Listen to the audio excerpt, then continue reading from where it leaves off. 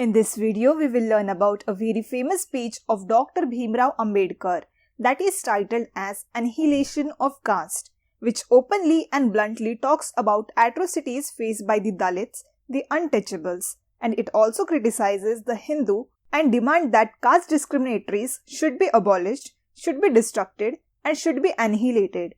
So, let's rightly get into this text.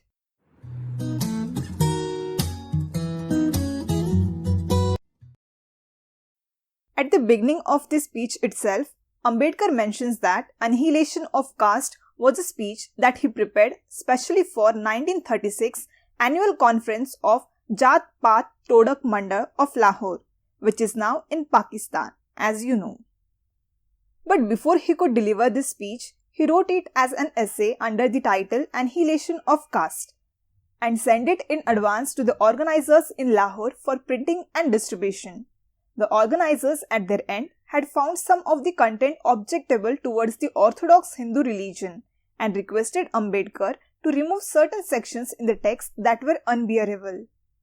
In response, Ambedkar very confidently and very explicitly said he would not change even a comma of this text, because of which the committee organizers decided to cancel their conference, as they feared violence by orthodox Hindus at the venue. The conference was, however, not in favor of Hindus.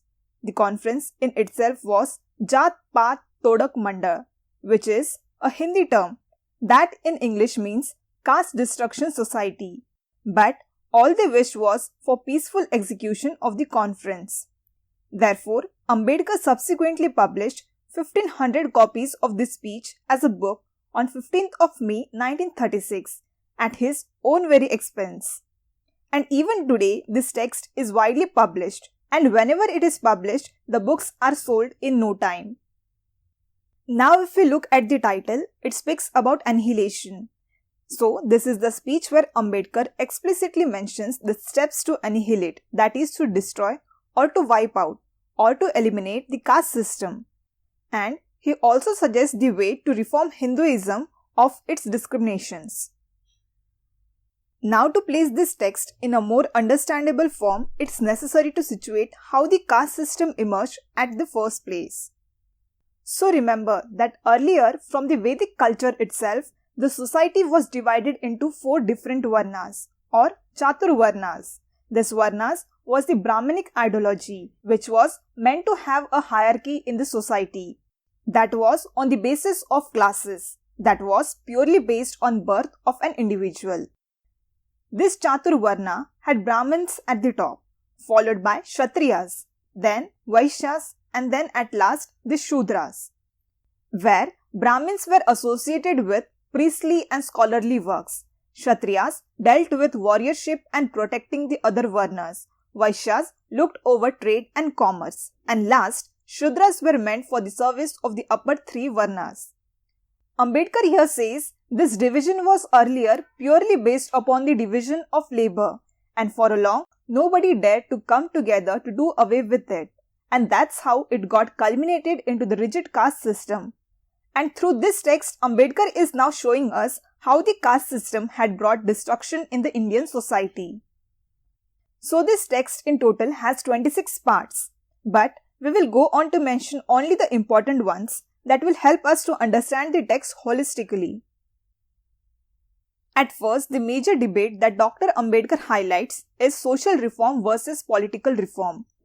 It's seen Hindu society was not in a state of efficiency, and ceaseless efforts were made to eradicate these evils. So, to work and have some progress in this path, the birth of National Congress was accompanied by the foundation of the Social Conference, where Congress focused on the political reorganization of India, while Social Conference struggled for social reformation of the society. Means, political ones wanted freedom from Britishers, while the social reformers wished for freedom from capitalism. Gradually, these 2 bodies could not sustain long and became hostile camps, because the issue was, in the process of reform, who would proceed the political reform or the social reform. However, after equally balancing of 2 decades against each other, the social conference started to diminish itself, and to this, Ambedkar gives two reasons. First, there were more critics than the supporters for the socialist, and second, they stood for the social reform for Hindu families rather than social reform to reconstruct the Hindu society. Here, Ambedkar goes on to discuss this point in detail. He says, by Hindu families reform, he means to focus upon issues such as widow remarriage, child marriage, etc. While by social reform, he means to abolish the caste system. So, the problem was the social conference limited itself with the reform of the high caste Hindu family, who did not agitate for the abolition of caste, nor did they had courage to do so, because they were only concerned to remove evils such as widowhood or child marriage. And these were the evils that prevailed among them, and they personally felt it. And they did not stand up for the reform of the Hindu society as a whole, that was meant to break up of the caste system. Therefore, this is the reason why Social Reform Conference lost.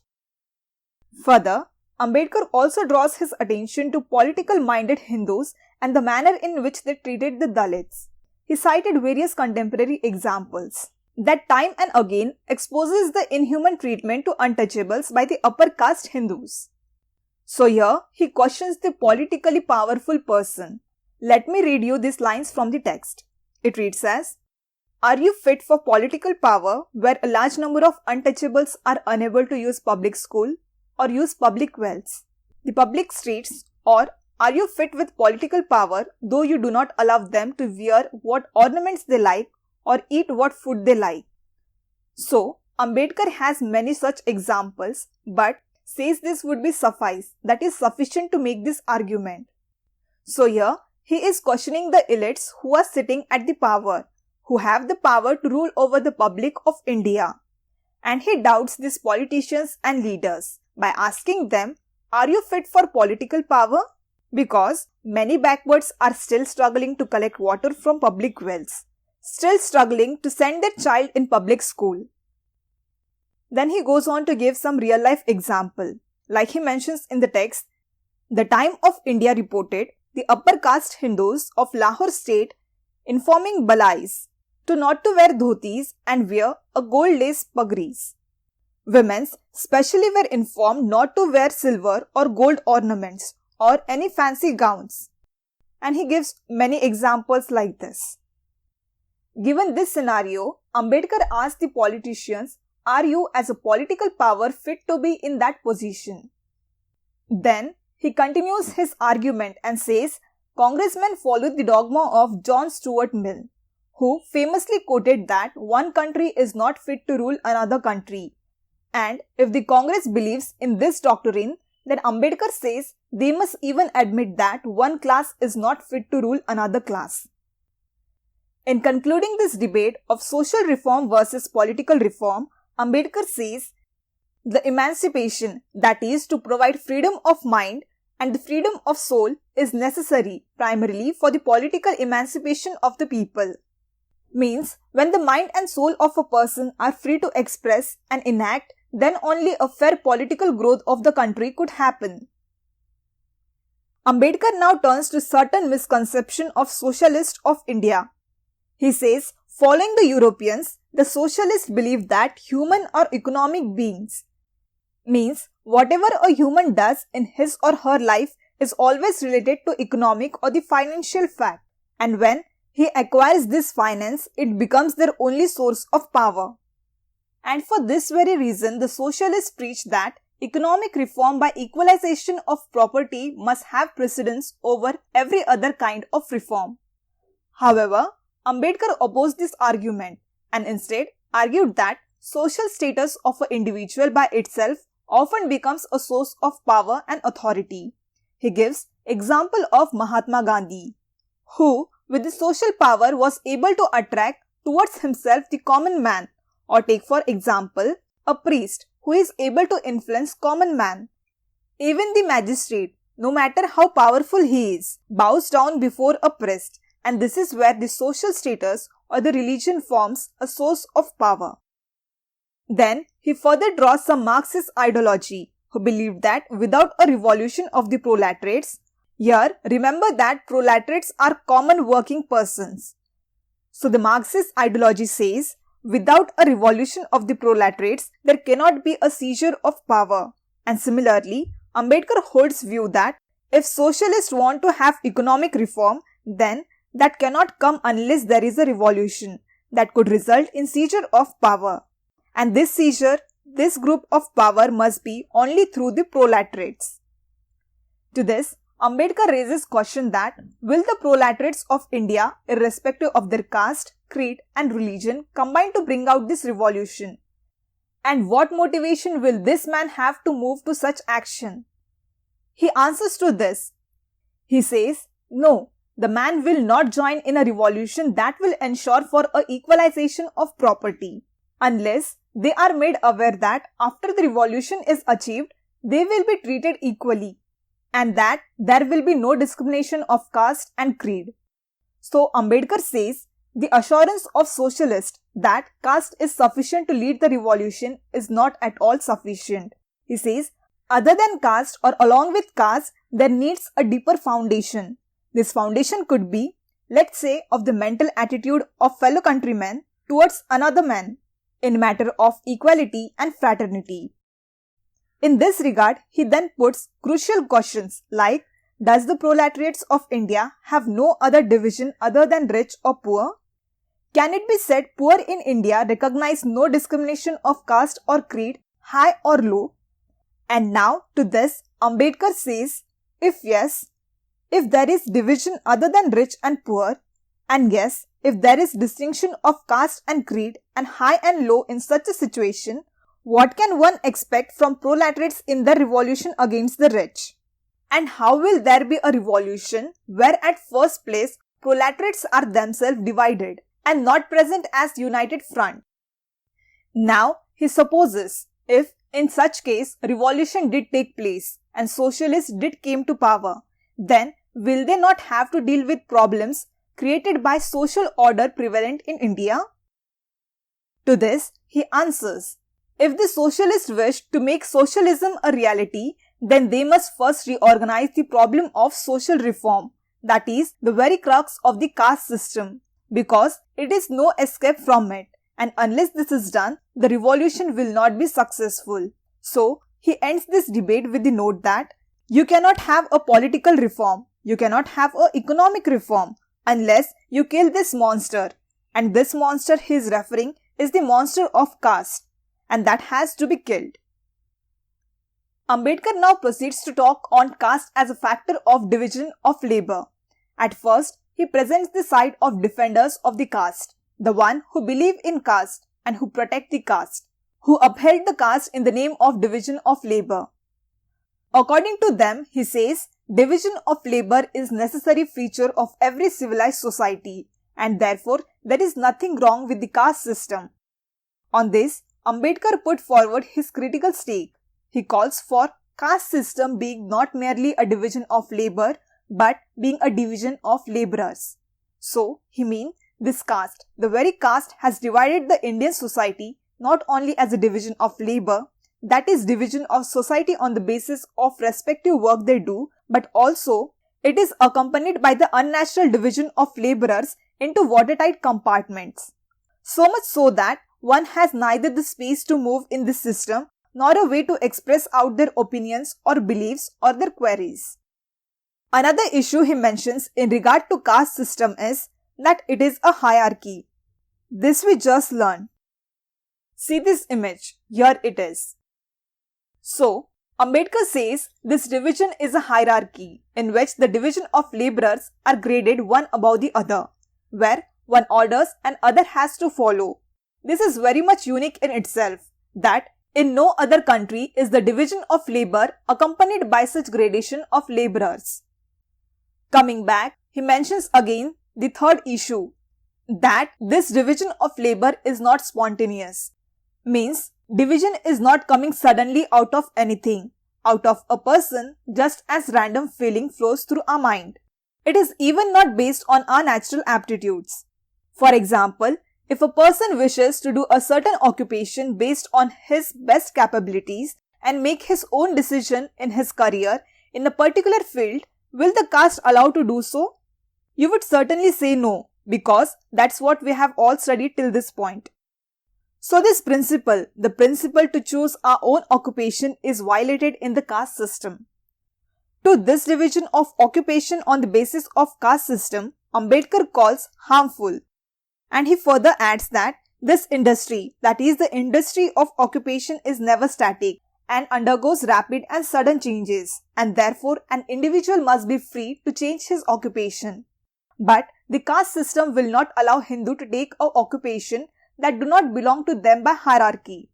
And not permitting readjustment of occupations, caste causes much of the unemployment that we see in the country. Here, altogether this point is clear that division of labor brought by the caste system is not a division based on choice and individual sentiments. Individual preference have no place in it. Altogether, it is based on the dogma of predestination. At the end of this argument, Ambedkar raises a question. As I read it to you, what efficiency can there be in a system under which neither man's heart nor his mind are in his work? Through this question, Ambedkar is very positively bringing out the hard accepted cruelties of caste system, wherein an individual is neither able to fulfill his heart nor his mind. And given this scenario, he makes his point that as an economic organization, caste is a harmful institution because it subordinates man's natural power and inclination to his exigency of social rules. From this, we can conclude, although division of labor is a basic characteristic of an industrial organization, but the division of labor generated by caste system is neither morally accepted nor desirable. The text now moves to call Hindu society as a myth. Ambedkar says, Hindu society is a myth, and the very word Hindu in itself is a foreign word. The followers of Islam called Mohammedans give it to the native people of India, and the sole purpose was to distinguish Indians from themselves. So, Hindu as a word have no origin in Sanskrit work, because the primitive age itself, the natives of India did not feel the necessity to provide a common name to themselves, because they never thought to bring people under one community. Therefore, Hindu society as a whole does not exist at all. It is merely a collection of caste. And this consciousness, this presence of caste is only for their survival. And a caste has no feeling whatsoever to a fellow caste. However, there is one exception to this. It's only when the Hindu-Muslim riots occur, this level of oneness operates. While on all the remaining occasions, each caste of Hindu segregates itself, differentiates itself from the other caste. Ambedkar here gives a very critical statement on this problem. I reiterate to you what he says. He says, indeed the ideal Hindu must be like a rat living in his own hole, refusing to have any contact with others. So he uses this statement to refer to the followers of the caste system as rats who believe to be in their own home, their own hole, that is to say, in their own caste and among their own people, and who are not at all interested to have or keep relationship with the other caste. Be it higher or lower, it doesn't matter. All they just care is for their caste. And this particular being is very thoughtfully justified by Ambedkar as consciousness of kind. It means every Hindu is conscious, is aware and believes in the being of his caste only, which ultimately fails for Hindu to form a society or a nation. Ambedkar doubtlessly called these people as the mass of people. However, he argues many of Indians deny this point, that they are not a nation. They insist that behind this visible diversity, there is a fundamental unity because of various habits and customs, beliefs and thoughts. But Ambedkar argues, even if they say it cannot make Hindus to constitute a society. He says, culture spreads by diffusion, as the sun spreads its rays across all the corners of the globe. And this is why one finds similarities between various primitive tribes in the matter of their habits and customs, beliefs and thoughts, although they do not live in proximity. And this doesn't mean that primitive tribes constitute a society. So, the question is, what does a society constitute?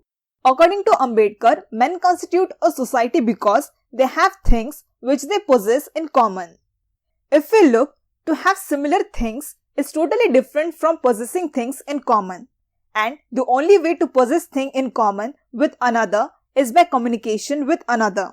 So, it can be reiterated that society constitutes to exist by communication. This means, even if people possess or have at their disposal certain parallel things of another person, they are not sufficient to bind men into a society. It is only possible when people share and participate in a common activity, so that same emotions are aroused in him like his fellow being.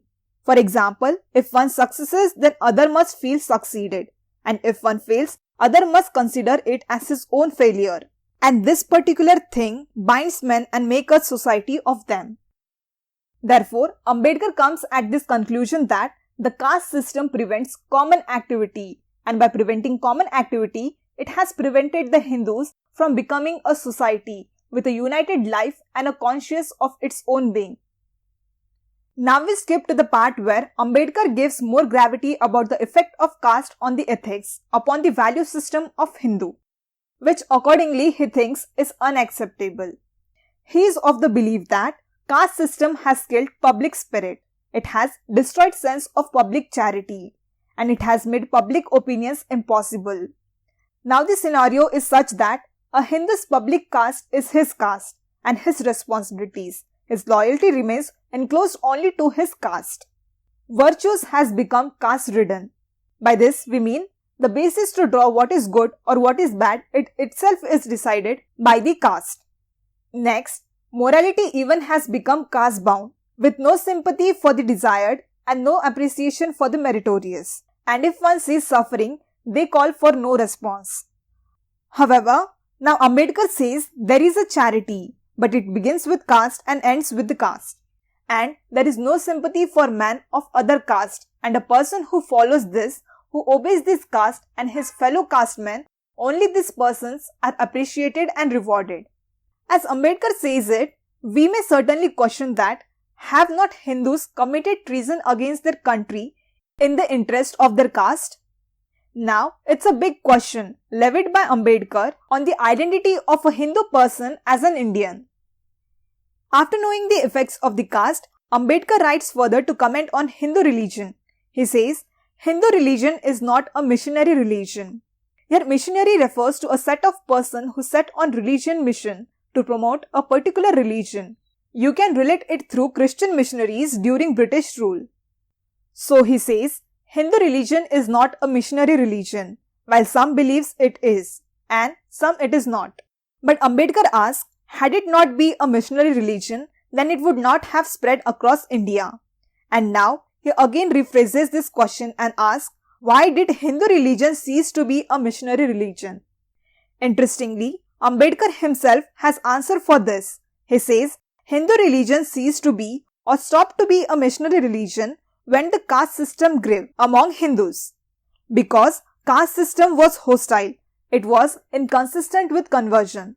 Here, particularly conversion is to change one's own caste into some another caste. And the individual going through this conversion has a problem of finding a place in the society, because caste at its first stake doesn't allow conversion, and so it cannot admit a newcomer into its social life. And being in a Hindu society, which is a collection of caste and close cooperation, there is no place for such converts. Therefore, in this way, again Ambedkar points us how a caste has prevented the Hindus from expanding and observing other religious communities. Thus, as long as caste remains, Hindu religion cannot be made a missionary religion, and Shuddhi will be both foolish and pointless. Here, Shuddhi refers to a reconversion to the Hindu religion started by Dayanand Saraswati.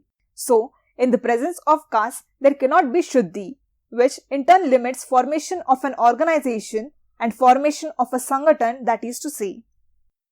But what are the chances of success or the chances of being a casteless society? Ambedkar believes social reform would start to eradicate the caste system. He mentions categories of such social reforms. First, he says the reforms that have a secular character, means it does not bond itself to any particular religion. Then comes the reform related to religious notion. within which one would stand to reform for religion and one will reform against religion. Means one accords with the principle of religion and invites people who have departed from it to revert to them and follow them, while others contains people who oppose to those principles and invites people to depart from it. So this categorization suggests caste is the natural outcome of certain religious beliefs which have the sanction of the Shastra, and Shastras are believed to be a supernatural wisdom and those commands in Shastras therefore cannot be disobeyed. Thus, destruction of caste is the third category of reform. Ambedkar here opines, whoever takes this task to destruct caste, it is very impossible for them to arrive to the results. Because Hindu hold to the sacredness of the social order and caste has a divine basis. And the task here is to destroy the sacredness and divinity with which caste has been invested. That means nothing else but to destroy the authority of Shastras and the Vedas and the Smritis. Thus, Ambedkar believes this is the means of destroying caste. Means, if we destroy the sanctions, there might be chances of people getting out of the attitude of hostility towards the Dalits. Now, after discussing various problems associated with the caste, Ambedkar finally provides solution or ways for a casteless society. First he says, abolishing the subcaste. But why? Why does he say so? It is because even if we assume the fusion of subcaste is possible, there is no guarantee that it will lead to the abolition of caste. On the contrary, let's assume that it made the caste system abolished. In that sense, abolition of caste will only help to strengthen the caste and make them more powerful, therefore more harmful also. So, if we truly want to do away with the caste, then start it with abolishing of the subcaste at first place. Another way is to start inter-caste dinner, but Ambedkar feels this was inadequate because many castes allow inter-dining. However, that has not destroyed the spirit of caste and consciousness of caste. Then, he is convinced that the real remedy is inter-caste marriages. He believes that fusion of blood can alone create the feeling of being kith and kin. And unless this is achieved, the feeling of being aliens created by caste will not vanish. And apart from this, nothing else will be a remedy, a solution to do away with the caste. For this reason only, Jat-Pat Todak Mandal adopted this line as a direct attack on Hindu, that the real remedy for breaking caste is intermarriage. Nothing else will serve as a solvent of caste. Now, the question is, will caste go away quickly after this? Ambedkar observes that it may take ages before a breach in casteism is made. But whether it takes time or it is done quickly, you must not forget that if you wish to bring a break in the caste system, then you have to do away with the Vedas and Shastras, because it denies any part to reason, it denies morality. Therefore, you must destroy the religion of the Shruti and the Smritis. And Ambedkar knows the effectiveness of intercaste marriages in abolishing caste. Though they are happening in India, their pace is slow. Intercaste marriages must therefore be promoted, popularized and encouraged at all individual, social and national level by all castes and communities. Even government should provide initiatives for such marriages. At the end, Ambedkar wishes each one of us who are in the race of abolishing caste to gather strength in the long run. He wishes success and gives his text as an example of suffering of himself and many others like him. Lastly, he says, even if he is not today among us, he will be somewhere and observe us, and if fulfilled, observe the casteless society. With this ends today's video. I hope you have understood it and learned something out of this beautiful text by Dr. Bhimrao Ambedkar. I thank you for your kind attention and I look forward to see you in the next one.